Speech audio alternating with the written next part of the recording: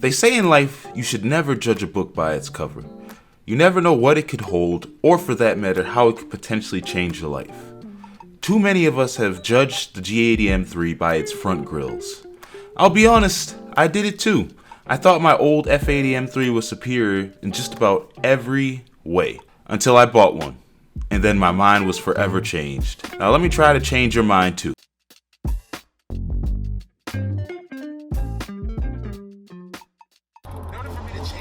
About the new BMW M3, we first have to take a look at why BMW did what they did. If you've noticed recently, BMW has been trying hard to make a statement piece with their cars, and the grills are an example of that. Yes, people may find the style polarizing, but people are still talking about them, right? Negative press sometimes isn't bad when it's bringing attention to something. While it might be off-putting to enthusiasts, I'm sure the average consumer walks into a BMW dealer and is like, wow, that's a really good looking car. If you're upset that BMW is not making cars fully focused on enthusiasts, you need to wake up and smell the coffee. They stopped doing this so that their cars could appeal to a broader audience. Because of automakers like Tesla, BMW has to make a high-end car that appeals to people who are enthusiasts, also appeals to people who don't know anything about cars. It sucks, but that's the honest truth. The grills were meant to attract attention to this car, and it's doing it really well. It's exactly why the new M cars are selling so incredibly well. Like, they've literally broken sales record. To me, these designs seem like a ploy to keep M in business so that we just don't get a bunch of high-performance SUVs. X3M.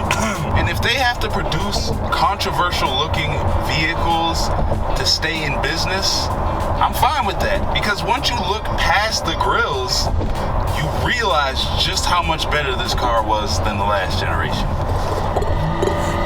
Yeah.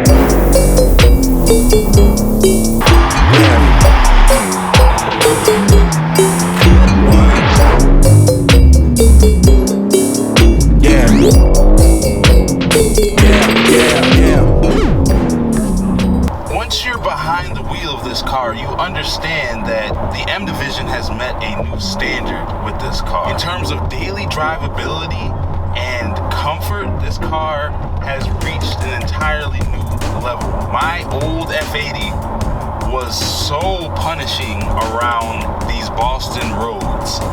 Every single bump, nook, and cranny in the road, you felt through that car. And I know that's good when you want a performance car, but if you want something like the M3, which is more of a hybrid if we're being honest, then you don't need all that. And when this car is in comfort mode, it is no less comfortable than the F30 340 that I had a year or so ago. This car is very, very streetable. All the creature comforts inside of it make it a very, very nice place to spend time. People talked about how questionable the interior was of the F-Series cars, and BMW fixed all of that with this car. Secondly, we have to talk about the S58 engine. I am a huge B58 fan, and this car is the step up from that. And this engine has way more potential than the S55 ever had. There are some people who have unlocked the ECU on this car,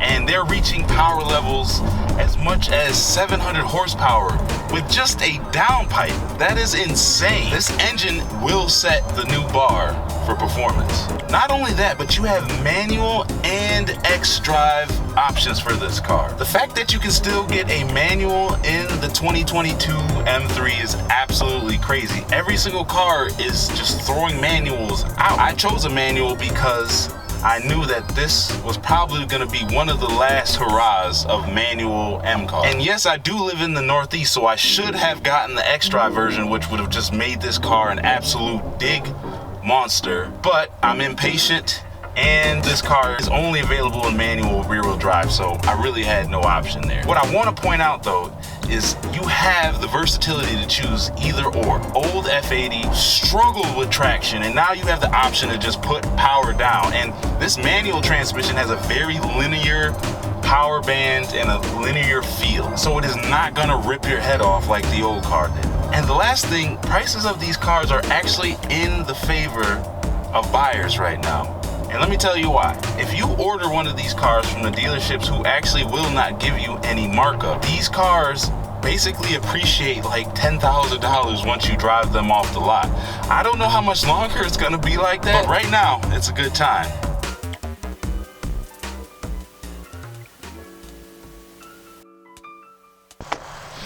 So, we can talk facts and figures all day about this car, but the truth of the matter is, you won't really know what this car is like until you drive it. I'm telling you, if you look past these grills, you will see that this car is so much fun, and you'll see that it's better than the last generation. I know you guys are trying to hold on to it so much just because of these two pieces of plastic, but this car is better and there's no denying it. I know I said earlier that this car was made for a broader audience, but the truth is there's still something in here for enthusiasts. It's just wearing a little bit of cover up. And while this car may be selling well, the EPA and global regulations are tightening, and soon cars like this won't be around, especially with a manual. So I don't care how much you hate this thing, you're gonna have to get on board with it, because this may be the last generation of the M3 that you can buy. I'm not a salesman, but if you need help getting one of these, let me know. Thanks for watching. We'll see you in the next one.